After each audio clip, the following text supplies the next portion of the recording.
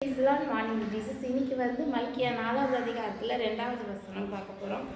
ஆயினும் என் நாமத்துக்கு பயந்திருக்கிற உங்கள் மேல் நீதியின் சூரியன் உதிக்கும், அதன் சட்டையின் கீழே ஆரோக்கியம் இருக்கும்.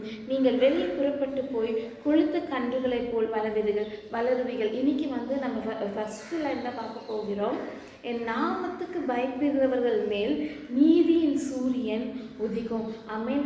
இந்த நாள்லையும் நம்ம அநேக ஒரு பொய், ஒரு ஃபால்ஸ் அக்யூஷனால் இல்லை எதுனா ஒரு இதனால நம்ம தப்பான இதுவாக தீர்க்கப்பட்டிருக்கோன்னா, ஏதோ ஒரு விஷயத்தை குறித்து ஆஃபீஸ்க்கு காலேஜ்லேயோ இல்லை அது பெரிய விஷயமாய் கோர்ட்டில் போய் கூட என்ன பண்ணுறது, எனக்கு நீதிக்கு யார் இருப்பா, நான் இவ்வளோ கத்தருக்கு தானே உண்மையாக இருந்தேன், நான் கத்தருக்கு தானே எல்லாம் பண்ணேன், ஏதோ ஒரு கஷ்டத்தில் நம்ம இருக்கிறோன்னா கத்தர் இன்னைக்கு சொல்கிறாரு, என் நாமத்துக்கு பயந்து இருக்கிறவர்களுமே கத்தருடைய நாமத்துக்கு நீங்கள் பயந்து இருந்திருந்தா நீங்கள் கண்டிப்பாக கத்தர் உங்கள் மேலே உதிப்பார். அவருடைய நீதியின் சூரியன் நம்ம மேலே உதிக்க போகுது. அதன் கீழே ஆரோக்கியம் உண்டு. நீதி சூரியத்தினால நம்மளுக்கு எதனா சூரியத்தினால நம்மளுக்கு எந்த ஆபத்தும் வராது.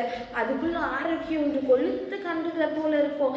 இந்த நாளில் கூட நம்மளுக்கு எதனா ஒரு நீதிக்காக காத்திருந்தோன்னா, இவ்வளோ பண்ணி இவ்வளோ கத்தருக்கு உண்மையாக இருந்து எனக்கு இந்த நீதி கிடைக்கல, இந்த ஒரு விஷயத்தில் நான் நீதிக்காக ஏங்குறேன்னா இன்னைக்கு கத்தர் சொல்கிறாரு, என் நாமத்துக்கு பயந்திருக்கிற மேல் நீதியின் சூரியன் உதிக்கும். நீதி